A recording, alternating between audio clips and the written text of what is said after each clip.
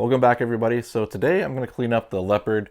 I've taken this out a couple times to do a bunch of different slug testing and stuff like that.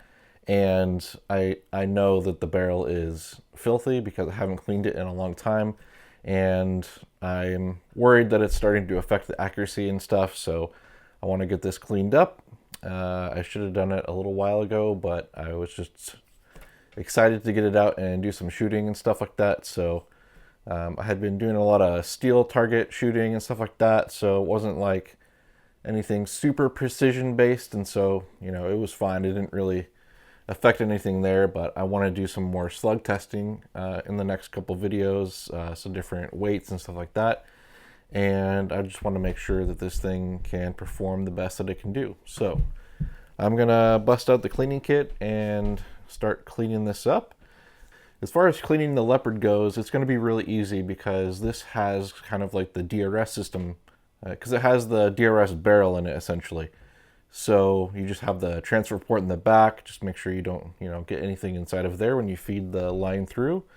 But you don't have to worry about putting a straw or anything to clear the threads up here, because this barrel basically goes all the way out, and then this end cap kind of hooks around it, and it's really easy for the cleaning line to come right out. You don't have to worry about bridging that gap inside of there where a shroud usually is, like on the Impact or the Pantera, stuff like that. On the Pantera, you can take off that front shroud tube to kind of avoid that, but it is kind of a pain in the butt. So using a straw in the end is usually a little bit easier. I've done a couple of videos on it in the past when I've cleaned those, but cleaning the DRS and going to be cleaning this is going to be really simple, and so you won't really need anything special to do it. But anyways, I'm just going to do it, film it, whatever, and then later on, if I have some time, I would love to break down the internals and kind of see what's in here, but I don't know if I'm going to have time for that tonight, but I definitely want to see what's inside, so I'll do that. And then I got this new stand I've been trying out. This is the Vanguard Port Aim U, and essentially it's just like a little tripod. Set that down there nicely. So it's a tripod with this little grippy U shape on the end, and this kind of thing has been around for a really long time, like on shooting sticks and stuff like that, but they never really intrigued me enough to try one. But the reason I ended up picking this up is because obviously the Leopard doesn't have any kind of forward rail to put a bipod on or anything like that, and same thing with the King. My King doesn't have anything on the front, it just has the stock bottle, and I've been shooting both of these a lot more, and trying to put a bipod on here works, but I'd like to have more support in the front so it's a little bit more stable, and so that's why I picked this up. So these were really cheap. They're like 35 bucks on Amazon, and the quality is really great. I was worried it was going to be really plasticky and stuff like that when I ordered it, but I saw a bunch of people on the forums recommend this to some other guys that had some bottled air guns, and so I thought I would give it a go, and so far I'm really liking it. So I'll be taking this out next time I go to shoot, and hopefully it'll work out great. I'm sure it will. But you have this collar, it adjusts everything up and down, and then you tighten this down and it'll lock it in, and then this swivels on the top, and then it has this loose collar right here, and what this is for is basically quick adjustments. So if you were like hunting or something, basically you can just pull this up and it'll stay because this collar's here. So you can get really fast height adjustments, and then you just lift it up to push it back down, and then you can lock it or unlock it from there. So kind of a cool product. I just picked it up, and I thought, somebody might be interested in something like this in a similar situation. I just wanted to show that really quick, but it's been really nice as well just to hold the air guns up on my bench. So, usually like in my other videos, I would just like put like one of my shooting bags down, and that would support the rifle when I'm working on it or whatever, but this thing is like super solid when it grips onto the tank. So This is really handy actually just for working in the shop. So that was another reason I thought it was kind of cool. So I got my cleaning kit. This is the patchworm kit. And I've really been liking it a lot. It's really compact. It's basically like this weed whacker line, and then you thread your patches through. I have a bunch of pre-lubed patches with some ballistol. That's typically what I use to clean everything, and then I will go through it again with some dry patches after the wet ones, and it doesn't take very long at all to get these cleaned up. So let's give it a go. So yeah, so obviously make sure it's on safe and it's empty. Put it into the breech and then shove it down.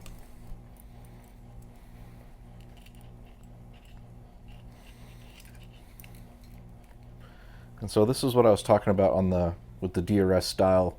You don't have to bridge that gap with the straw or take the shroud apart to get that to come out. It just comes right out. So yeah, that was pretty dirty.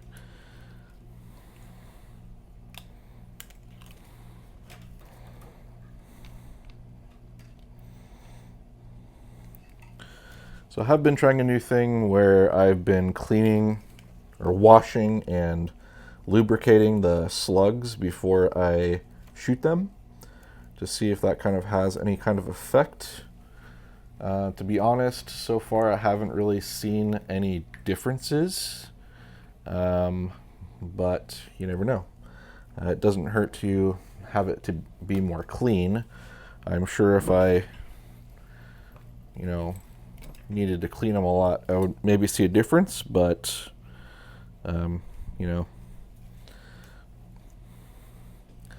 I clean my competition guns, the Pantera and the DRS Pro, pretty often after every match, and then I clean them before the practice day so that I can let it kind of bed in a little bit before the actual competition. So typically I'll clean it the night before practice, and then we go practice, shoot about 100 to 150 rounds. And then the next day is the competition, and we shoot about 50 to 60 typically. And then by then it's already built up a good level of fouling in the barrel, and everything's kind of back to normal. And then I clean it out again. So those rifles get cleaned pretty regularly. The ones I shoot pellets out of, and this one, since I've been testing it so much, just haven't had a chance to get cleaned very much yet.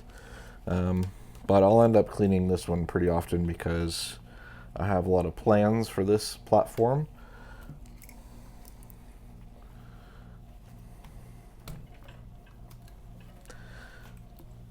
So if you're new to airgun cleaning, basically one of the things that you want to make sure that you're doing for at least most air guns, or all the air guns I know about, there might be some exceptions, but you want to go from the breech out the barrel with all of your cleaning rods and everything like that. You don't want to stick it through the front and then pull it that way.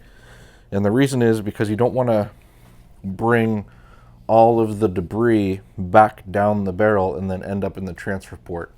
So the transfer port's in the back, and that's where the holes are from the plenum, basically, that shoots the air behind the projectile.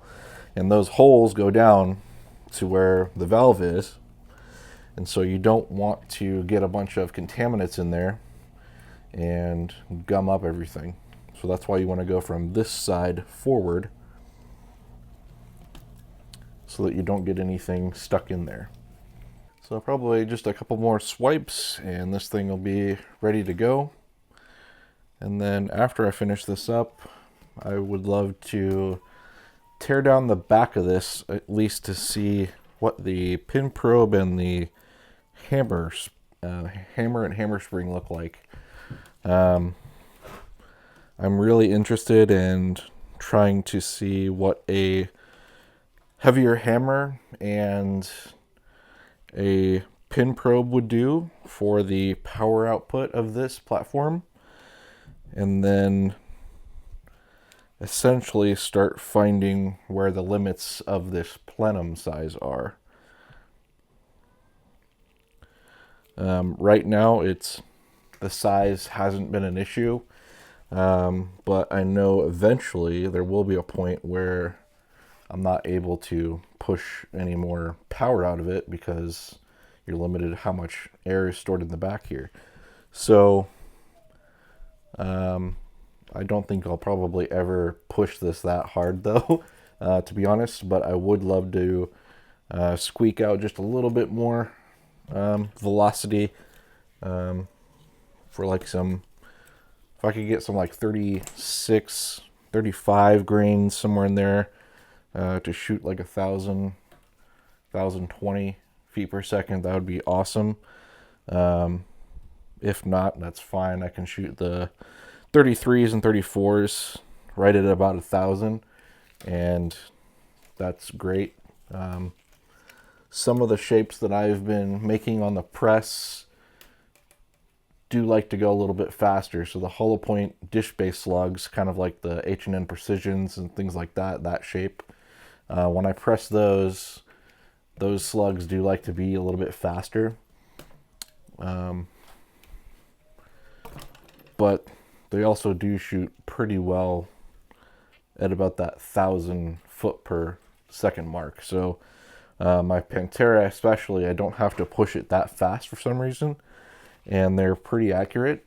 The last time I tuned it, it seemed like it was really happy at about the 1,000 foot-pound mark, or 1,000 foot per second mark, with the, pretty sure I was using the 33.5 grain slugs that I pressed. The entire velocity spread for the entire string of 2 mags was only 1 foot per second for the entire thing, and like that's incredible. That's the lowest spread I've ever had, and it was doing it consistently. So it's been in the box for about a week since my last competition. I haven't brought it back out, and so when I go to practice this next week, I'm gonna see if it's still liking the settings and everything. You know, it kind of could depend on the weather or whatever. It was a little bit warmer that day. I don't know if that has anything to do with it, but I was getting amazing results. I shot my best match. I almost cleared the entire thing. I shot a 97%. 97% hits for the entire thing. I didn't drop very many hits on the whole thing, and so I was just ecstatic because